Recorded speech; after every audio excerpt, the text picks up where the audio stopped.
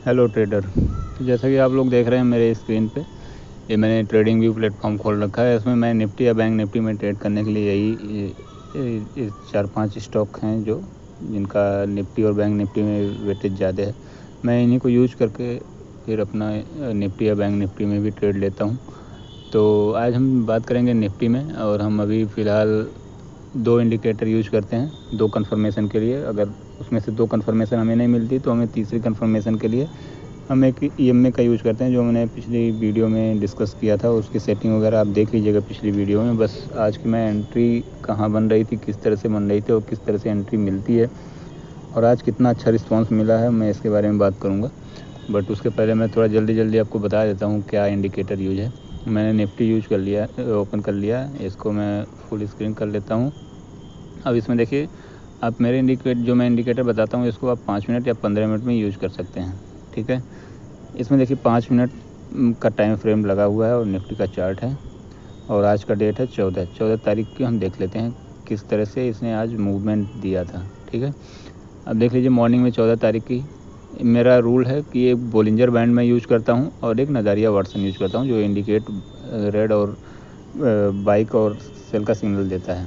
ठीक है, इसके लिए सेटिंग मैं आपको दिखा देता हूँ जल्दी। ये मेरा बोलिंजर बैंड है BB के नाम से। ठीक है, यहाँ पे मैंने एक चेंज किया है, स्टैंडर्ड डेविएशन लिख के आएगा, उसमें 1.5 कर लेना है आपको और ओके कर देना है। दूसरा है नज़ारिया वाटसन। नज़ारिया वाटसन में मैंने कुछ भी चेंज नहीं किया, बस एक चेंज किया, मल्ट का ऑप्शन जो होता है उसमें 1.5 कर दिया और ओके कर दिया। बोलिंजर बैंड में आप मिड लाइन को हाइड कर दीजिएगा। जैसे यहाँ बेस लाइन है, ये मिडिल लाइन होती है, इसको आप अनटिक कर लीजिएगा। सिर्फ अपर और लोअर यूज करिएगा, और बैकग्राउंड अगर आपको रखना है तो रख लीजिएगा। अदरवाइज़ इनपुट में आप आके 1.5 कर लीजिएगा यहाँ पे, और इसको ओके कर लीजिएगा। और इसको अब हम देखते हैं कि कैसे एंट्री लेते हैं। जैसे देखिए यहाँ पे नज़ारिया वाटसन ने इंडिकेट किया, यहाँ पे इंडिकेट किया है। ठीक है, इस तरह से इंडिकेशन मिलना चाहिए नज़ारिया वाटसन से एंट्री के लिए, चाहे कॉल साइड हो या पुट साइड हो। ठीक है, अब यहाँ पे हम देखते हैं कि अगर यहाँ पे इसने रेड मार्क दिया है तो इसका मतलब ये पुट साइड जाने का ये कह रहा है कि आप पुट साइड एंट्री लीजिए। तो हमें एंट्री कब लेनी है? 2 कन्फर्मेशन हमें चाहिए, बिना 2 कन्फर्मेशन के हम एंट्री नहीं लेते हैं। ठीक है, 2 कन्फर्मेशन हमें कैसे लेनी होती है? एक नज़ारिया वाटसन ने कन्फर्मेशन दिया, और दूसरा मेरा रूल है कि बोलिंजर बैंड के बाहर कैंडल की क्लोजिंग होनी चाहिए, चाहे अपर बैंड पे क्लोजिंग हो या लोअर बैंड पे क्लोजिंग हो। अगर अपर बैंड के ऊपर क्लोजिंग हो रही है तो हम पुट साइड की एंट्री के लिए रेडी रहेंगे, और नीचे साइड में अगर क्लोजिंग दे रही है, जैसे यहाँ पे रेड नीचे की साइड क्लोजिंग हुआ है, तो हम यहाँ पे कॉल बाई करने के लिए रेडी रहेंगे। तो यहाँ देखते हैं मॉर्निंग में कैसा एंट्री कैसे लेते हैं। यहाँ पे कैंडल ने बाहर सीधे बोलिंजर बैंड के बाहर ओपन हुआ, वहीं क्लोजिंग दिया।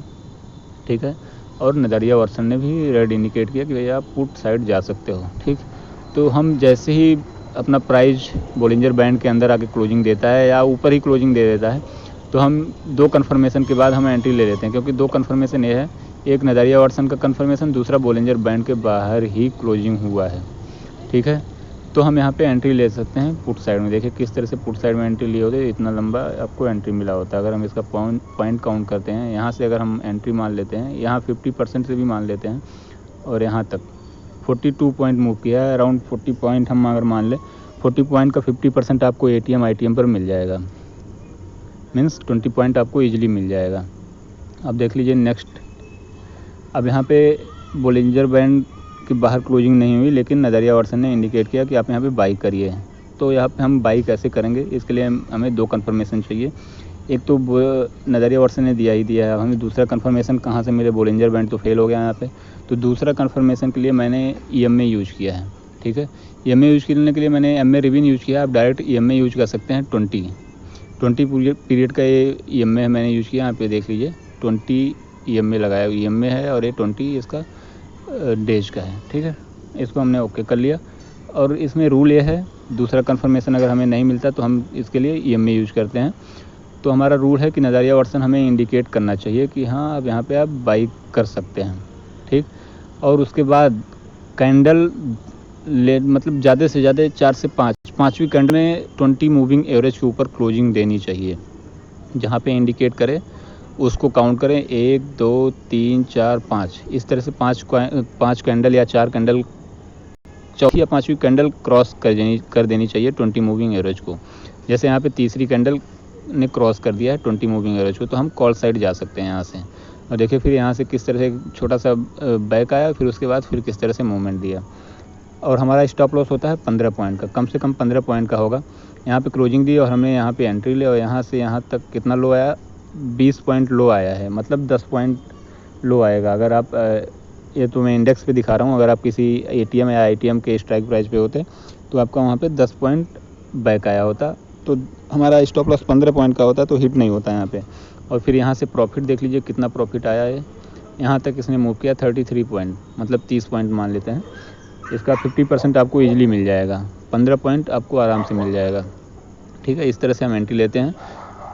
अगर हमारा बोलिंजर बैंड कंफर्मेशन नहीं देता है तो तभी हम इसको यूज करते हैं EMA को, नहीं तो हम नज़ारिया वाटसन और बोलिंजर बैंड के सहारे ही काम करते हैं। अब यहाँ पे देख लीजिए बोलिंजर बैंड के बाहर प्राइस क्लोज हुआ, नज़ारिया वाटसन ने भी इंडिकेट किया कि आप सेल साइड जा सकते हैं। छोटी सी एंट्री हमें मिली है, लेकिन ठीक ठाक एंट्री मिली है कि आप स्कैल्पिंग कर सकते हैं ईजिली। 8 से 10 पॉइंट मिल जाएगा यहाँ पे।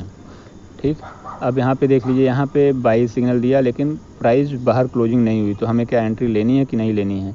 अगर हमारे बोलिंजर बैंड के बाहर क्लोजिंग नहीं दी, हम सीधे तुरंत आएंगे, अपना लगा के रखे रहेंगे EMA को और इसको ऑन कर लेंगे। अब देखिए हम वेट करेंगे कि प्राइस यहाँ पे इसने इंडिकेट किया, इंडिकेट करने के बाद हम वेट करेंगे प्राइस 20 मूविंग एवरेज के ऊपर क्लोजिंग दे। ठीक है, इसने क्लोजिंग यहाँ पे दी और हम यहाँ से एंट्री लिए होते तो कितना अच्छा मूवमेंट दिया, आप काउंट भी नहीं कर सकते कि इतनी अच्छी एंट्री यहाँ से मिलती है। यहाँ से अगर हमने एंट्री लिया होता और देखे एंड तक ये अराउंड 90 पॉइंट मूव किया है। इसका अगर 50% भी आपने कैप्चर कर लिया, 50 छोड़िए, अगर 40 पॉइंट भी कैप्चर कर लिया निफ्टी में, तो बहुत निफ्टी में है एक लॉट पर। ठीक है, तो आप इस तरह से एंट्री ले सकते हैं। अगर आपको ये वीडियो अच्छा लगा हो तो चैनल शेयर सब्सक्राइब ज़रूर करिएगा। बाकी इस तरह से और मैं वीडियो बनाता रहूँगा, आप लोगों के लिए अपडेट लेके आता रहूँगा। इसमें और क्या इम्प्रूवमेंट मैं कर सकता हूँ वो भी मैं जल्द से जल्द अपडेट करूँगा। तब तक के लिए थैंक यू।